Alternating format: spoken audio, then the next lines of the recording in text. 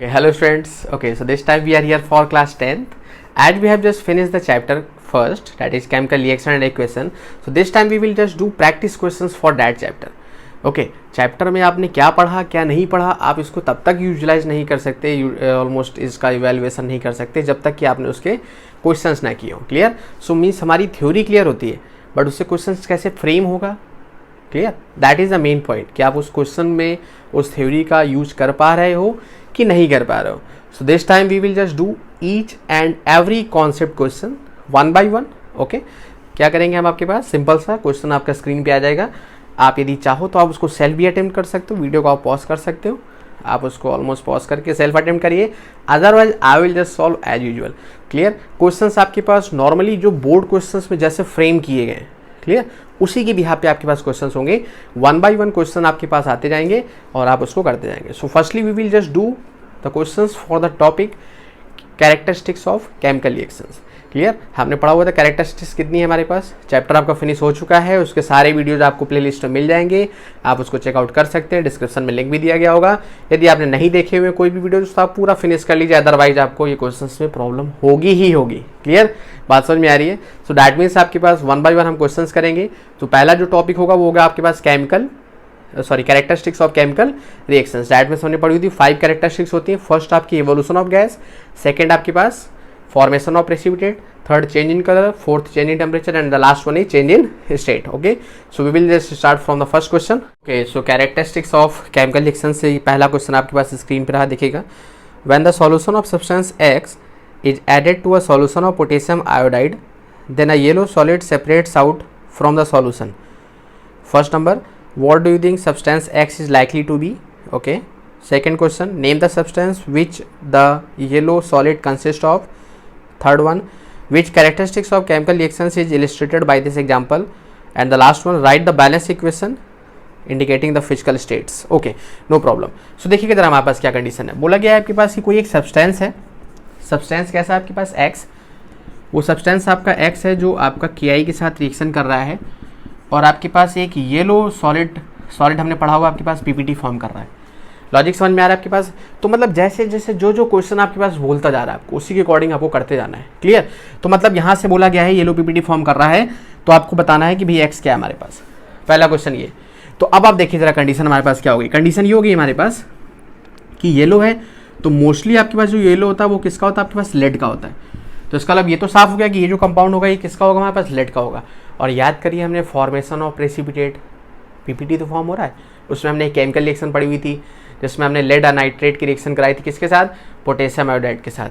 कहने का मतलब क्या हो गया हमारे पास? PbNO3 to the whole twice. इसकी रिएक्शन किसके साथ हो जाएगी? के के साथ. तो क्या हो जाएगा हमारे पास? डिस्प्लेसमेंट हो जाएगा, डबल डिस्प्लेसमेंट. तो ये NO3 इसके साथ चला जाएगा, इसके साथ आ जाएगा, तो PbI2 प्लस KNO3. यदि आप बोलो कि इसको हमें बैलेंस करना है तो बैलेंस कराने में सिंपल सा लॉजिक है. यहाँ पर आप देख लो कि आपके पास NO3 2 टाइम्स है, आपने 2 कर दिया, यहाँ से आपके पास K 2 टाइम्स हो गया, बैलेंस हो गई हमारे पास. क्लियर? ये तो रिएक्शन आपने लिख लिया ऑलमोस्ट फ्रेम करके. अब क्वेश्चन में देखते हैं हमारे पास क्या बोला गया है. क्वेश्चन में पहला नंबर हमारे पास क्या बोला गया है? फर्स्ट नंबर कि आपके पास एक्स क्या होगा? एक्स कंफर्म हो गया. क्या हो जाएगा हमारे पास? पहला क्वेश्चन का आंसर हो गया लेड नाइट्रेट. दूसरा नंबर बोला गया हमारे पास कि जो आपका फॉर्म हुआ येलो पीपीटी वो क्या हो जाएगा? ये सेकंड का आंसर हो गया. क्या हो जाएगा आपके पास? Lead iodide. थर्ड क्वेश्चन हमारे पास क्या बोला गया है? Which characteristics. अब ये फैक्ट है. अब देखिए जरा इसमें कैरेक्टरिस्टिक्स का लॉजिक समझिएगा. यहाँ पर आपके पास दो कैरेक्टरिस्टिक्स यूज हो रही है. कौन कौन सी? एक तो आपके पास डबल डिस्प्लेसमेंट हो रहा है और एक आपका पीपीटी फॉर्म हो रहा है. तो कहने का मतलब कि 2 कैरेक्टरिस्टिक्स हो जाएंगे. क्या? Formation of PPT as well as double displacement. लेकिन हमने क्या पढ़ा हुआ है कि कैरेक्टरिस्टिक्स की बात करेगी तो कैरेक्टरिस्टिक्स सिर्फ और सिर्फ हमारे पास क्या होगी? Formation of PPT. Double displacement इस रिएक्शन का टाइप है, याद रखिएगा वरना कंफ्यूजन हो जाएगी. क्लियर? तो डबल डिस्प्लेसमेंट रिएक्शन है. कैरेक्टरिस्टिक्स कौन सी है? Formation of PPT. और लास्ट में क्या बोला गया आपके पास? Write a balance chemical equation for the reaction which takes place. तो बैलेंस केमिकल इक्वेशन हमने लिख डाली है आपके पास. इसमें यदि फिजिकल स्टेट्स उसकी इंडिकेट करनी है तो ये एक्वस फॉर्म में हो गया, सिंपल सा एक्वस फॉर्म में, क्योंकि सॉलिड तो रिएक्ट करते नहीं है. तो दैट इज रिएक्शन किस में होना चाहिए आपके पास? एक्वस में. पीपीटी हमेशा सॉलिड रहता है और ये हमारे पास क्या हो गया? एक्वस फॉर्म में. क्लियर, बात समझ में आ गई। सो आई होप पहला क्वेश्चन आपके पास क्लियर हो गया। तो क्वेश्चन की अंडरस्टैंडिंग में क्या जाना है आपके पास कि एक एक लाइन पे फोकस करना है। एक भी लाइन मिस हुई तो वहाँ से आपके पास सीधा सोलॉजी क्वेश्चन गलत हो जाने वाला। तो एक सब्सटेंस यदि गलत हुआ तो आगे सब्सटेंस भी क्या हो जाएंगे, गलत हो जाएंगे। इनको क्या बोलते हैं, HOTS, high order thinking skills. ये वो क्वेश्चंस होते हैं जो मोस्टली आपके सारे कॉन्सेप्ट्स क्लियर कर देते हैं। नाम के HOTS होते हैं, बट यदि ये करने सीख लिए तो आई थिंक चैप्टर के अंदर कितना भी कॉन्सेप्ट हो वो सारा का सारा आप ऑलमोस्ट हैंडल कर सकते हो। क्लियर। सो आ जाते हैं आपके पास बिना टाइम वेस्ट किए सेकंड क्वेश्चन पे। सो ये रहा आपके पास क्वेश्चन नंबर सेकंड स्क्रीन पे। देखिएगा जरा क्या बोला गया। When water is added gradually to a white substance X, a hissing sound is heard and a lot of heat is produced forming product Y. Full stop. A suspension of Y in water is applied to the walls of a house during white washing. Clear, केवल white washing के लिए use किया जाता है किस substance को, जो substance आपका Y फॉर्म हुआ है। A clear solution of Y is also use for testing CO2 in the laboratory. तो पहला क्वेश्चन आपके पास बोला गया है what could B solid substance X। तो अब ये फैक्ट देखिएगा हमारे पास, उसमें जब वाटर मिलाया जाता है ना, तो यहाँ पर आपके पास हम इसमें बाद में करते हैं अभी। दूसरा क्या बोला गया आपके पास, what could be product Y। C number, what is the common name of Y का कॉमन नेम क्या है हमारे पास। फोर्थ नंबर आपके पास राइट द केमिकल रिएक्शन। और द लास्ट वन इज कि कौन सी आपके पास कैरेक्टरिस्टिक्स फॉलो कर रहा है। तो पहला बोला गया है कि आपके पास देखिए जरा X है सब्सटेंस और किसके साथ रिएक्ट कर रहा है, वाटर के साथ, और यहाँ से सब्सटेंस फॉर्म कर रहा है Y। और हिसिंग का मतलब होता है कि हीट प्रोड्यूस हो रही है। बात समझ में आ रही है। और ये जो सब्सटेंस है हमारे पास Y जो फॉर्म हुआ है वाइट वॉशिंग के लिए यूज किया जाता है। तो शायद आपको याद आ रहा हो, कुछ हमने पढ़ाया था आपको कि जब आपके पास चूना होता है कैल्शियम ऑक्साइड, अब जब उसमें वाटर आप मिलाते हो तो हीट आपकी इवॉल्व होती है और फिर उसके बाद जो सॉल्यूशन मिलता है एक्वा सॉल्यूशन, वही तो वाइट वॉशिंग के लिए यूज किया जाता है, जिसको बोलते हैं बुझा चूना, कैल्शियम हाइड्रोक्साइड। तो क्या हो जाएगा हमारे पास CaO किसके साथ रिएक्शन कर रहा है, H2O के साथ। क्या फॉर्म हो रहा है आपके पास, CaOH to the whole twice plus heat. आपको ये हार्ड नहीं लगने चाहिए, और यदि ये क्वेश्चन हार्ड लग रहे हैं तो आप समझ लो कि आगे आने वाले चैप्टर्स जो हैं 4 उनमें तो और अच्छे अच्छे क्वेश्चंस आने वाले। क्लियर। तो आप इनकी अंडरस्टैंडिंग समझो, ये वही सारी चीज़ों से फ्रेम होकर के बने होते हैं जो आपने पिछले चैप्टर्स में सारे पढ़े हुए हैं। जो जो टॉपिक्स आपने पढ़े हुए सारे कंबाइन होकर के क्वेश्चन फ्रेम करते हैं। तो मतलब यहाँ से ये समझ में आ गया कि X क्या हो गया CaO और Y क्या हो गया CaOH to the whole twice. यही होता है हमारे पास क्या, लाइम वाटर। इसी को बोलते हैं स्लेग लाइम, बुझा चूना, जिसको हम आपके पास वॉल्स में वाइट वॉशिंग के लिए यूज करते हैं। तो पहला क्वेश्चन आपके पास हो गया क्या, जिसमें बोला गया था सॉलिड सब्सटेंस है X क्या है, X तो आपके पास हो गया क्या कैल्शियम ऑक्साइड। उसके बाद बोला गया था Y क्या है, तो Y हो गया कैल्शियम हाइड्रोक्साइड।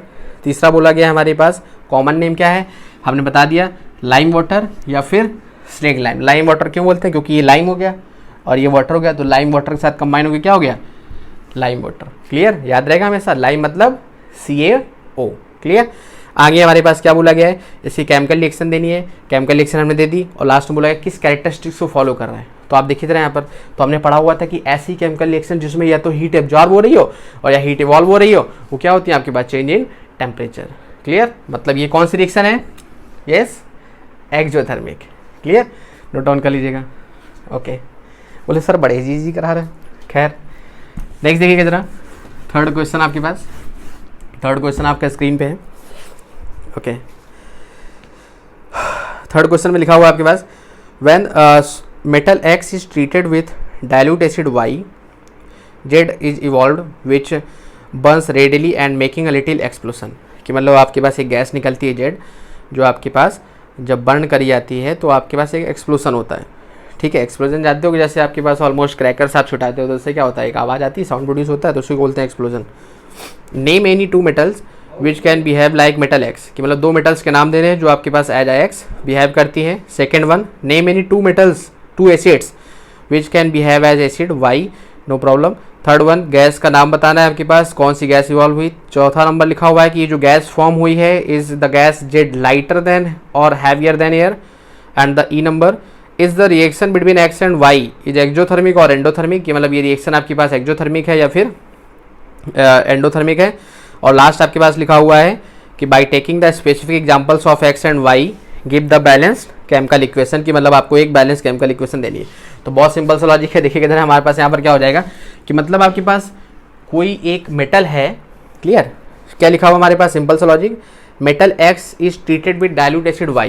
तो यहाँ से आपके पास X हो गया, ये आपका Y हो गया, तो ये क्या है हमारे पास मेटल है, जब एसिड के साथ रिएक्ट कर रही है तो यहाँ से आपके पास कोई एक सब्सटेंस फॉर्म हुआ और एक गैस निकली आपके पास। तो ये आपको याद रखना कि जब मेटल एसिड्स के साथ रिएक्शन करते हैं तो कौन सी गैस मिलती है हमारे पास, हाइड्रोजन गैस। बात समझ में आ रही है, क्लियर। याद रखिएगा ये एसिड हमारे पास HNO3 नहीं होना चाहिए। HNO3 के केस में Mg और Mn जो होती है वो तो आपका शो करते हैं, लेकिन मोस्टली आपके पास वहाँ पर वो वाटर फॉर्म हो जाता है। क्लियर, बात समझ में आ रही है। तो इसलिए आपको ये चीज़ याद रखनी है कि HNO3 नहीं होना चाहिए, एसिड आपका अदर होना चाहिए। तो यहाँ पर क्या बोला गया हमारे पास कि जो गैस आपकी निकलती है, सीधा सा लॉजिक है कि डैट मीन्स इस गैस में यदि आप ऑलमोस्ट मैच स्टिक ले जाएं तो एक पॉप साउंड प्रोड्यूस होगा आपके पास, है ना। तो उसी को बोलते हैं हम क्या कि आपका एक्सप्लोजन आपका प्रोड्यूस हुआ। तो पहला क्वेश्चन क्या बोला गया, दो मेटल बता दीजिए कोई भी जो रिएक्शन कर जाए एसिड के साथ। तो कोई भी आप बता सकते हो, Zm बता सकते हो आप, Fe बता सकते हो आप, Ca बता सकते हो। क्लियर, कोई भी मेटल्स हमारे पास हो सकती हैं, पोटेशियम बता सकते हो। नेक्स्ट बोला गया दो एसिड्स आप बता दीजिए कोई भी, आपके पास हो जाएगा HCl हो जाएगा, आपके पास H2SO4 हो जाएगा। क्लियर। थर्ड वन क्वेश्चन क्या बोला गया आपके पास कि गैस कौन सी है, तो गैस तो आपने देखी ली, थर्ड नंबर आपके पास हाइड्रोजन गैस है। फोर्थ नंबर क्वेश्चन क्या लिखा हुआ है, ये गैस आपकी लाइटर है एयर से कि हैवियर है या लाइटर है, तो ऑब्वियस सी बात है आपके पास लाइटर है। फिफ्थ नंबर आपके पास क्वेश्चन क्या बोला गया है कि रिएक्शन आपके पास एक्जोथर्मिक है, तो हमने पढ़ा हुआ है कि जब आपके पास रिएक्शन होती है तो जो गैस निकलती है उसके साथ लॉट्स ऑफ हीट भी प्रोड्यूस होती है, मतलब ये एक्जोथर्मिक रिएक्शन है, एक्जोथर्मिक। और लास्ट वाला क्या बोला गया आपके पास कि आपके पास इसका एग्जांपल लेते हुए आपको एक रिएक्शन लिखनी है, तो कोई भी ले लो।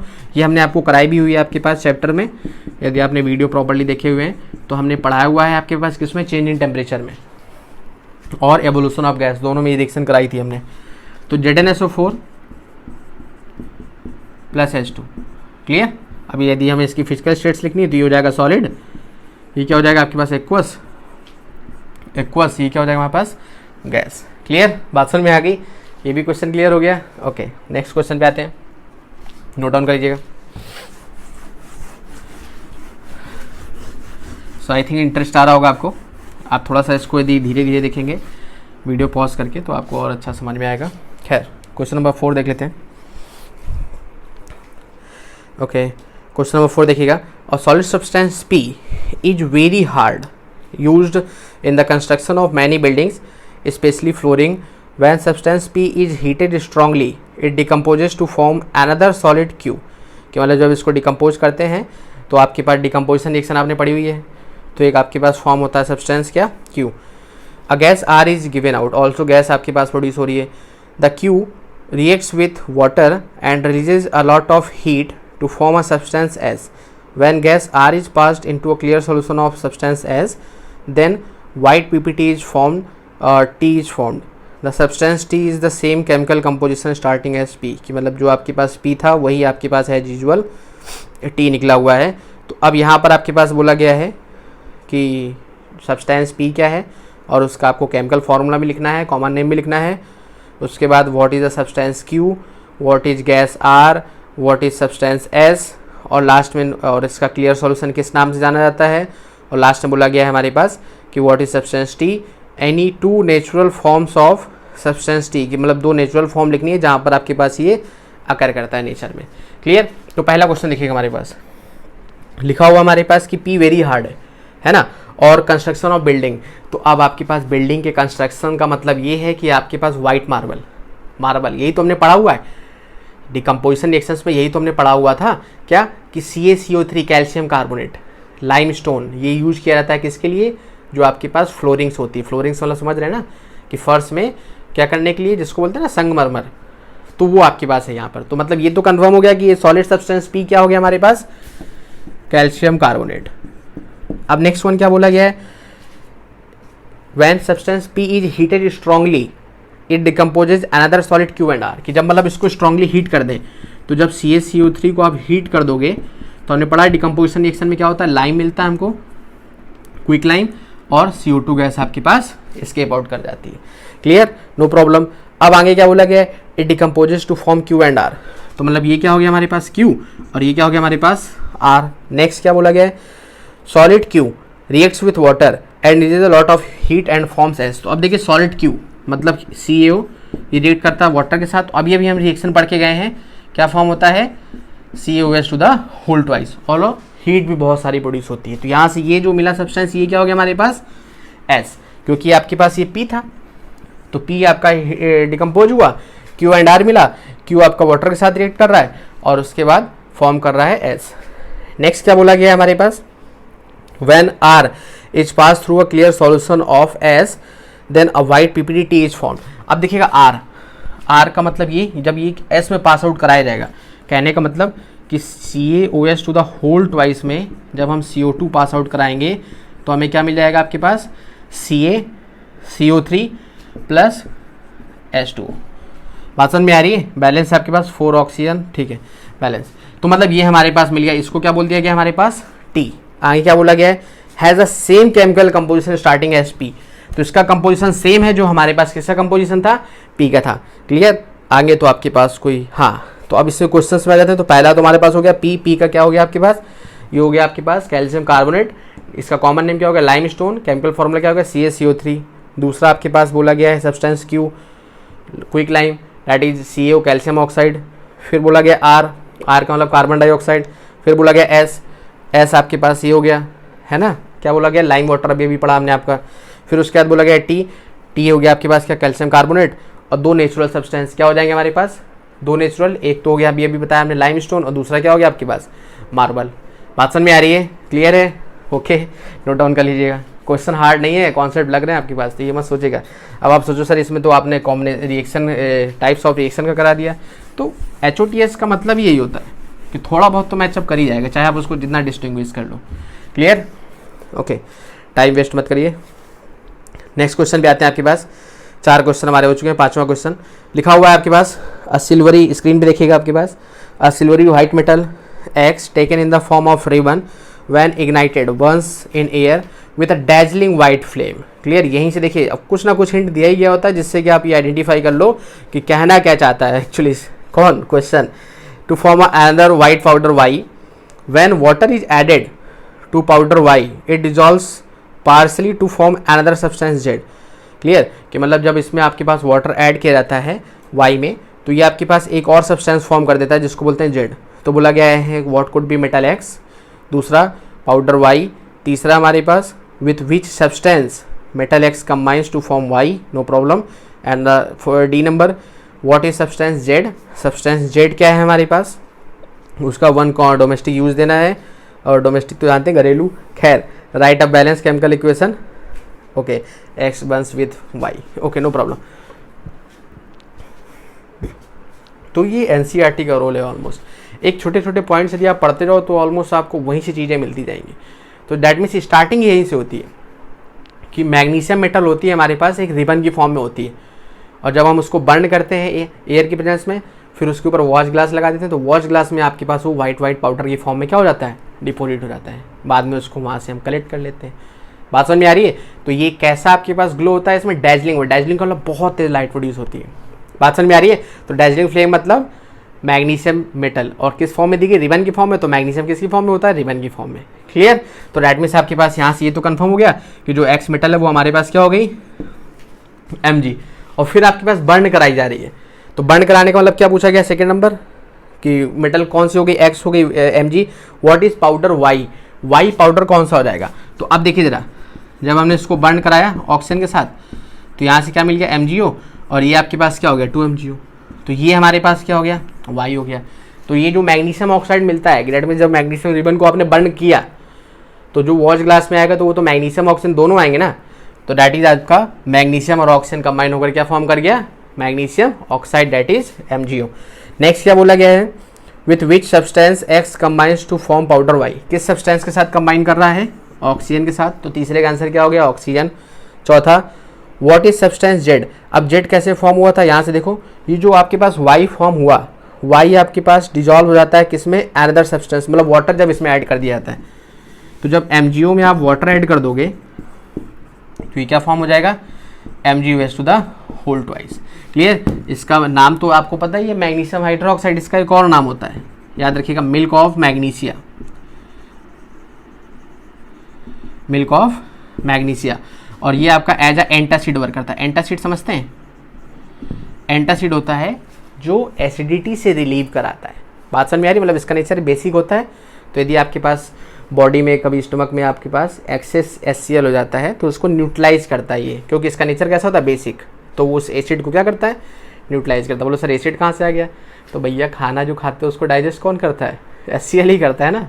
खैर धीरे धीरे केमिस्ट्री पढ़ते हैं ये फील आएगी। आगे देखिए जरा हमारे पास क्या लिखा हुआ है, right a balance chemical equation. तो इक्वेशन तो ऑलरेडी लिख चुके थे, बैलेंस भी कर चुके थे, तो 5वें का आंसर हो गया। क्लियर? आई होप पूरी तरीके से समझ में आया होगा। ओके, क्वेश्चन नंबर 6 पे आ जाता है। बोले सर कितने क्वेश्चन है? खैर देख लेते हैं, जितने में आपका चैप्टर क्लियर नहीं हो जाता उतने तो कराने ही पड़ेंगे। नेक्स्ट आपके पास देखिएगा जरा, यहाँ पर लिखा हुआ है हमारे पास अब मेटल, स्क्रीन पे देखिएगा हमारे पास क्वेश्चन आ जाएगा आपके पास 6 number question. A metal x forms a salt XSO4। SO4 जानते हैं सल्फेट है, और एक्स आपके पास कोई एक मेटल हो सकती है। Okay, the metal XSO4 forms a clear solution in water, okay, which takes with sodium hydroxide solution to form a blue PPT। कि मतलब आपके पास सोडियम हाइड्रोक्साइड सॉल्यूशन के साथ फॉर्म कर रहा है आपके पास एक ब्लू PPT वाई। तो यहाँ से देख लो आप, क्वेश्चन आपका आ गया होगा अभी तक। एक्स आपका फॉर्म करता है क्या? XSO4, ओके, और ये आपके पास जब आपका रिएक्शन कर रहा है किसके साथ? ये जो XSO4 है जब आपके पास NaOH के साथ रिएक्शन कर रहा है सोडियम हाइड्रोक्साइड के साथ, तो यहाँ से आपके पास एक ब्लू PPT फॉर्म कर रहा है। क्वेश्चन में जो बोल रहा है ना उसको आप करते जाया करो तो आपको कोई दिक्कत नहीं होगी। Okay, metal X is used in making electric wires and alloys like brass. बस कहीं ना कहीं हिंट दिया होगा उसने बोल दिया ब्रास। अब भैया हमारे दिमाग में आ गया कि ब्रास का मतलब तो भैया हो गया कॉपर और जिंक, और यहाँ से आपको ये भी याद होना चाहिए कि आपके पास कॉपर आपके पास एक ब्लू PPT फॉर्म करता है। बात समझ में आ रही है कि आपके पास ब्लू कलर का सब्सटेंस फॉर्म करता है कौन? कॉपर।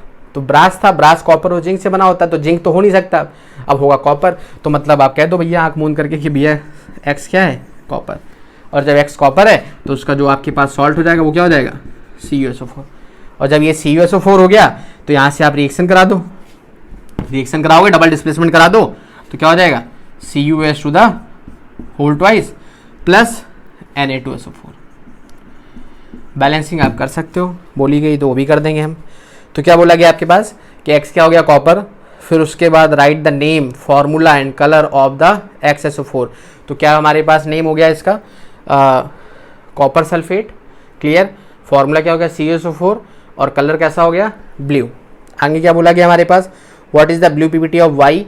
तो ब्लू PPT फॉर्म हुआ क्या? CuS to the whole twice that is copper hydroxide. And the last one क्या बोला गया आपके पास? Write the chemical equation of salt and also इसके रिएक्शंस के वो सिंबल्स भी देने। तो आप देख लो जरा, कॉपर ये सीधा सा लॉजिक एक्वस फॉर्म में होगा, ये भी एक्वस फॉर्म में होगा, PPT है तो सॉलिड हो जाएगा, ये आपका एक्वस फॉर्म में हो जाएगा। क्लियर? बात समझ में आ रही? कोई प्रॉब्लम? बोले सर कोई प्रॉब्लम नहीं, कराते जाओ सर।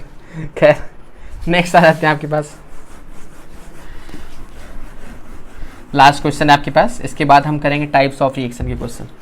क्लियर? तो वो आपका पार्ट 2 में आएगा, वरना एक पार्ट में आप काफ़ी बोर हो जाओगे। खैर देखिए ज़रा, ये काफ़ी अच्छा क्वेश्चन है, स्क्रीन पे देखिएगा, क्वेश्चन आ गया होगा। Gas A which is a major cause of global warming. भैया ग्लोबल वार्मिंग तो सबको पता है, कार्बन डाइऑक्साइड बढ़ जानी है। Combines with hydrogen oxide B in nature in the presence of environmental factor C and green material D to form, हमारी तरफ मत देखिए, बोर्ड में देखिए, to form a 6 carbon organic compound E and gas F। The gas F is necessary for breathing, बहुत ज़रूरी है, मतलब ऑक्सीजन है। कहने का मतलब ये हो गया, क्वेश्चन क्या है? गैस A क्या है? कॉमन नेम B का क्या है? What do we think about C as well as material D क्या है? और ये पाया कहाँ जाता है? ऑलमोस्ट आपके पास E क्या है एज वेल एज F क्या है? Also name the process. Clear? Right the chemical reaction. तो कितने सारे क्वेश्चन पूछ दिए गए। तो मतलब पहला देखिएगा, गैस ए जो मेजर कंस्टिट्यूएंट है ग्लोबल वार्मिंग का, मतलब ये तो फैक्ट हो गया भैया, ग्लोबल वार्मिंग तो CO2 की वजह से होनी है। Clear? Combines with hydrogen oxide, hydrogen oxide भैया वाटर ही तो होता है। बोलो सर ये तो यार बड़ा घुमा रहा था, तो वही तो समझना है आपको। Next, in nature eight presence of environmental factor C and a green material D to form a 6 carbon organic compound E and gas F।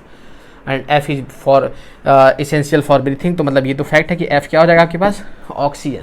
अब बोलो सर हमको C नहीं समझ में आ रहा, और D तो भैया हमने बायो में पढ़ा होगा क्या, कि जब हम फोटोसिंथेसिस की प्रोसेस होती है तो जो प्लांट्स अपना फूड बनाते हैं तो CO2 और H2O तो मिल गई उनको, H2O मिल गई रूट से, CO2 मिल गया एटमॉस्फेयर से, और सनलाइट और क्लोरोफिल भी तो चाहिए होता है। तो मतलब इन्वायरमेंटल फैक्टर का मतलब जो इन्वायरमेंट से मिलता है, मतलब आपके पास क्या हो गया, आपके पास सनलाइट, और जो ग्रीन कलर होता है वो आपके पास क्या होता है, क्लोरोफिल। क्लियर, बात समझ में आ रही है, क्लियर है। बोले सर ये सोचना था।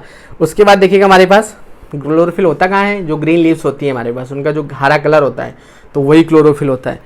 एज वेल एज क्या बोला गया हमारे पास, 6 कलर आपका 6 कार्बन ऑर्गेनिक कंपाउंड, तो 6 कार्बन होता है आपके पास ग्लूकोज। तो ई क्या हो जाएगा हमारे पास, C6H12O6। प्रोसेस का नाम फोटोसिंथेसिस। रिएक्शन पूरी लिखना चाहो तो आप लिख लो CO2 प्लस H2O। यहाँ पर क्या हो जाएगा C6H12O6 प्लस O2। बैलेंस आप कराओगे तो 6 CO2 6 H2O, और यहाँ पर आपके पास 6 बैलेंस 12 6 18, ओके 6 और 6 O2, नो प्रॉब्लम। यहाँ पर आ जाएगा आपके पास सनलाइट ऑल्सो क्लोरोफिल। ये रिएक्शन हमने आपके पास कराई हुई है। तो वीडियो यदि आपने पूरी डीपली देखे हुए तो आपको पूरी तरीके से समझ में, नहीं देखे हुए तो आप ये पार्ट बाद में देखिएगा, पहले वीडियोस देखिए फिर क्वेश्चन देखिए। और एक बार यदि आपने वीडियोस प्रॉपर देखे हुए हैं, क्वेश्चंस आपने यदि समझ लिए, तो आप ये समझ लो कि उस चैप्टर के अंदर कोई भी ऐसी चीज़ नहीं बचेगी जो ऑलमोस्ट आपके पास रिमेनिंग रह जाए। क्लियर। तो ये था आपके पास पार्ट 1 जो बेस्ड था किस पे, कैरेक्टरिस्टिक्स ऑफ केमिकल रिएक्शनशिप। अब हमारे पास जो पार्ट 2 होगा इसका, उसमें भी क्वेश्चन ही होंगे, फर्क सिर्फ इतना है कि वो टाइप्स ऑफ रिएक्शन के होंगे। ऐसे ही क्वेश्चंस होंगे और ये मोस्टली बोर्ड एग्जाम से पूछे ही जाते हैं। 5 मार्क्स क्वेश्चंस हैं, इनकी प्रैक्टिस बहुत मस्ट है। Clear. So I think this in this class it is enough.